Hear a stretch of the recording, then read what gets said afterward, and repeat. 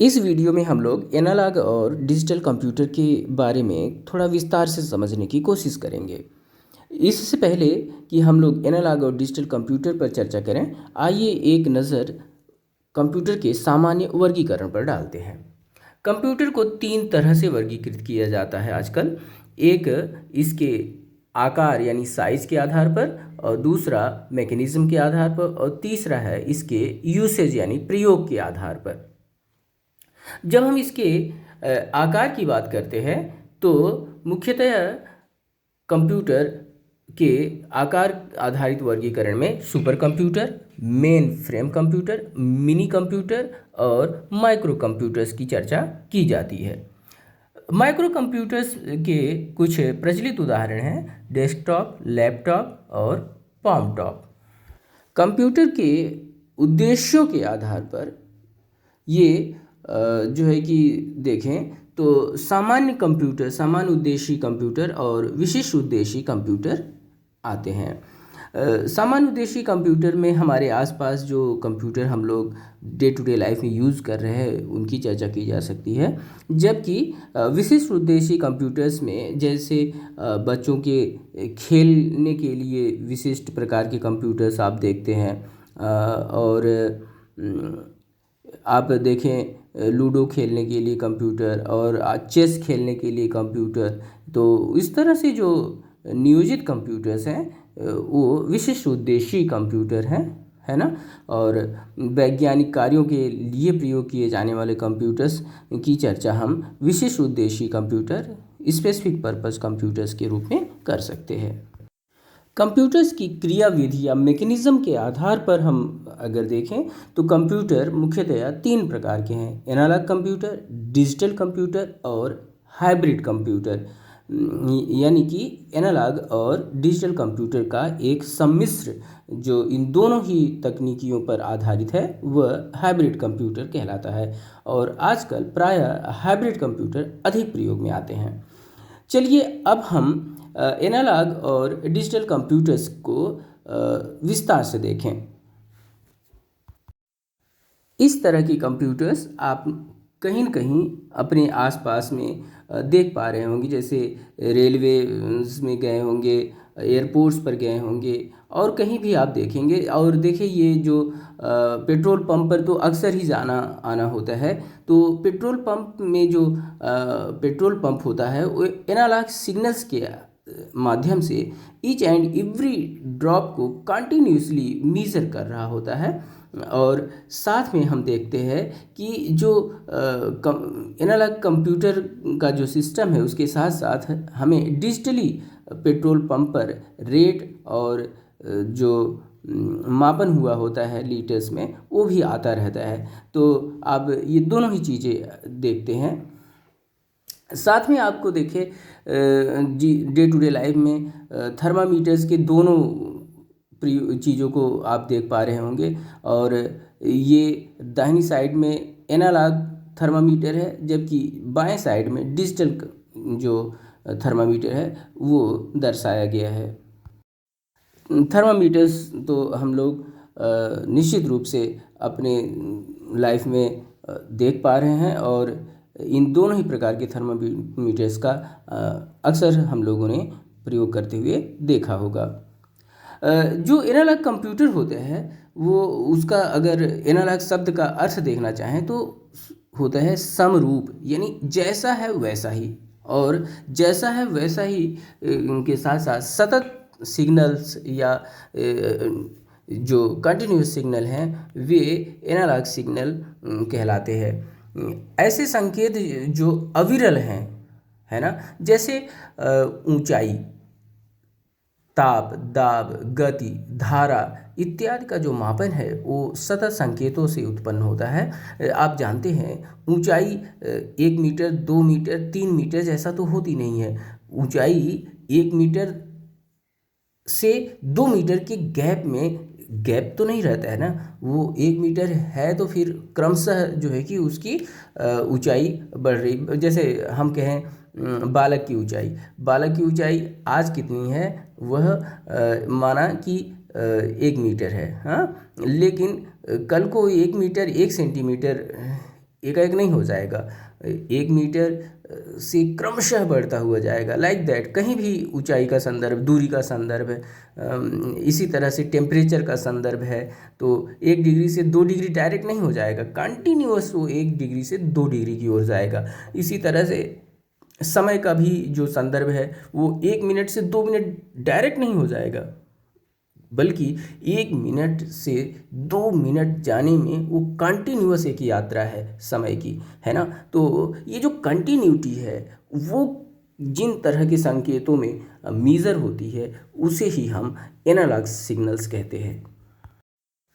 Digital का अर्थ होता है अंकीय या अंक आधारित, है ना। तो डिजिटल सिग्नल्स यानी अंक आधारित सिग्नल्स, जो हमारा सामान्य रूप से कंप्यूटर है, इसकी मशीन जो लैंग्वेज है वो बाइनरी लैंग्वेज है। और बाइनरी लैंग्वेज में 2 डिजिट्स हैं, एक 0 और दूसरा 1। तो ये जो बाइनरी सिग्नल्स हैं इनकी धारा के 2 संभाव्य मान हैं, एक हाई वैल्यूज़ और दूसरा लो वैल्यूज़। तो लो वैल्यूज़ के लिए 0 है और हाई वैल्यूज़ के लिए +5 वोल्ट हैं। अगर इन्हें बाइनरी डिजिट्स के रूप में अंकित करें तो ये जो +5 वोल्ट है वो अंक 1 के लिए, जबकि 0 वोल्ट 0 अंक के लिए आता है। साथ ही जो कम प्रयोग की जाने वाली भाषाएं हैं वे ऑक्टा डेसिमल और ऑक्टल सिस्टम पर भी आधारित पाई जाती हैं। जो ऑक्टल सिस्टम है उसमें 0, 1, 2, 3, 4, 5, 6 एंड 7 डिजिट्स का प्रयोग होता है। डेसिमल सिस्टम तो जो हम लोग आपस सामान्य गणना के लिए प्रयोग कर रहे हैं, 0 to 9, वे सारी डिजिट्स डेसिमल आधारित हैं, 0, 1, 2, 3, 4, 5, 6, 7, 8, 9। जबकि ऑक्टाडेसिमल में अंक और लेटर दोनों का प्रयोग होता है। तो 0, 1, 2, 3, 4, 5, 6, 7, 8, 9 तक 10 डिजिट्स हो गए और ABCDEF तक जो है कि अक्षर हो गए। इन संकेतों पर आधारित भाषाएं प्रयुक्त होती हैं जो डिजिटल संकेतों का निर्धारण करती हैं। जो सामान्य जीवन में संकेत देख रहे हैं वो प्रायः एनालॉग संकेत हैं। जैसे रंगों की बात करें तो we have infinite amount of colours to paint an object. Different shades हम देखते हैं और प्रकृति ने जो रंग भरे हैं, दुनिया को रंगीन बनाया है, वे सब जो है विविध तरह के रंग हैं और एक रंग का दूसरे रंग से एक सततता आप देख पा सकते हैं। इसी प्रकार से जब हम ध्वनियों को सुनते हैं तो ध्वनियाँ भी अनंत प्रकार की हैं और ये जब हम सुगंध स्मेल्स की बात करते हैं तो स्मेल्स भी अनंत रूप से प्रकृति में विद्यमान है। और अगर हम प्रकृति की पूरी आभा को देखें तो वो एनालॉग संकेतों, सतत संकेतों से भरी हुई है। एनालॉग और डिजिटल संकेतों की अंतर की बात करें तो एनालॉग संकेत जहां स्मूथ और कंटिन्यूअस होते हैं, सतत होते हैं, वहीं डिजिटल संकेत जो हैं वो स्टेप होते हैं, स्क्वायरिंग होते हैं। तो हम इन दोनों ही संकेतों को आपके समक्ष ये सिग्नल के संकेत प्रस्तुत करते हैं। देखें, ये एनालॉग संकेत कंटिन्यूअस लहर की तरह हैं, जबकि डिजिटल संकेत स्क्वायर्स के रूप में स्टेप वाइज दिख रहे हैं। ये जो स्टेपिंग संकेत हैं वो डिस्क्रीट हैं, ये असतत है ना।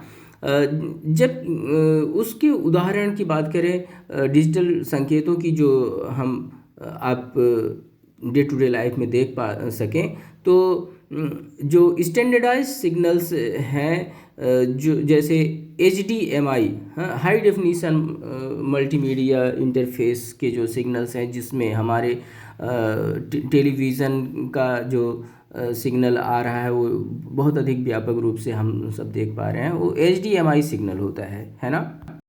कंप्यूटर्स में प्रयुक्त होने वाले जो इंटीग्रेटेड सर्किट्स हैं उनके मध्य होने वाले कम्युनिकेशंस जो हैं वे प्रायः डिजिटल कम्युनिकेशन ही होते हैं। देखिए हम एनालॉग और डिजिटल कंप्यूटर्स के कुछ उदाहरण जो है आपके समक्ष प्रस्तुत करते हैं। ये ऊपर की जो डिवाइसेस हैं जैसे जो हेडफोन है और फिर स्पीकर है, ये क्या हैं, एनालॉग डिवाइसेस हैं, जबकि नीचे जो डिजिटल कैमरा है और आपके मोबाइल्स हैं ये डिजिटल वर्ल्ड के उदाहरण हैं। अब एक प्रश्न मन में ये उठता है कि जब हम बोलते हैं तो हमारी आवाज़ तो एनालॉग ध्वनियाँ हम उत्पन्न करती है, हमारे जो आवाज़ है वो एनालॉग सिग्नल्स हैं, और ये अगर रिकॉर्डिंग इसकी हो रही है तो डिजिटल रिकॉर्डिंग हो जाती है, और फिर डिजिटली रिकॉर्डेड जो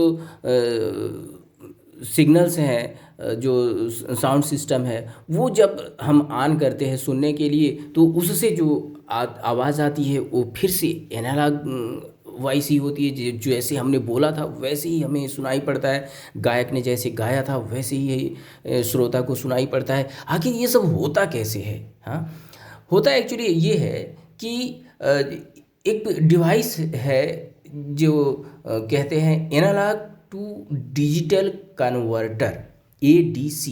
तो ये क्या करती है, एनालॉग सिग्नल का जो इनपुट होता है उसे वो बाइनरी सिस्टम में कन्वर्ट कर देती है, बाइनरी आउटपुट के रूप में आ जाता है। तो ADC ये जो डिवाइस है एनालॉग टू डिजिटल कन्वर्टर, इसी प्रकार से हम जो है जब बाइनरी संकेत होते हैं वे जो यानी डिजिटली रिकॉर्डेड मैटर है उसे जब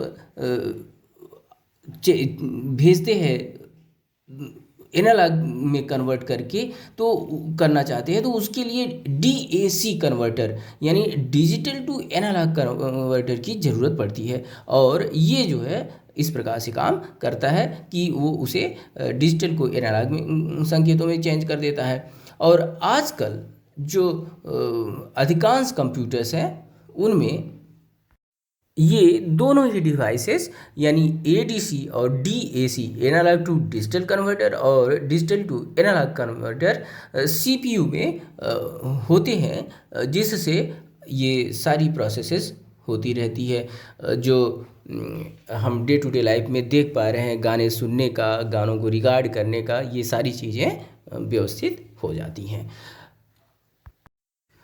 इस उदाहरण में आप देख पा रहे हैं तो जो साउंड रिकॉर्डिंग है वो कैसे हो पा रही है। एक साउंड कार्ड है, साउंड कार्ड का नाम सुने होंगे, साउंड कार्ड ही वो ADC है, एनालॉग टू डिजिटल कन्वर्टर है, उसकी सहायता से उसे डिजिटली रिकॉर्ड कर लिया जाता है। आइए एक संक्षिप्त परिचय एनालॉग इलेक्ट्रॉनिक्स का लेते हैं। ये जो एनालॉग इलेक्ट्रॉनिक्स है, most of the fundamental electronic components are resistors, capacitors, inductors, diodes, transistors and operational amplifiers, यानी एम्पलीफायर, रजिस्टर, कैपेसिटर, संधारित्र जिसे कहते हैं, इंडक्टर, डायोड, ट्रांजिस्टर, ये सब आपने जो सुन रखे हैं ये सब के सब क्या हैं, एनालॉग इलेक्ट्रॉनिक्स के उदाहरण हैं। These are all inherently analogue, ये सब जो है कि बहुत मतलब व्यापक रूप से प्रयोग होने वाले एनालॉग सिस्टम्स हैं। Circuits built with a combination of solely these components are usually analog, इन सब कंपोनेंट्स के द्वारा जो बना हुआ सर्किट है वो प्रायः एनालॉग सर्किट होता है। नीचे एनालॉग परिपथ का एक बिंब प्रस्तुत है जो इन्हीं सब इकाइयों से मिलकर बना है। अब सबसे अंत में मैं आपको इन दो घड़ियों को निहारने के लिए प्रस्तुत करता हूं, आप इन्हें निहारें, देखें। बाईं तरफ है एनालॉग घड़ी और दाहिनी तरफ है डिजिटल घड़ी। Okay, thank you for watching.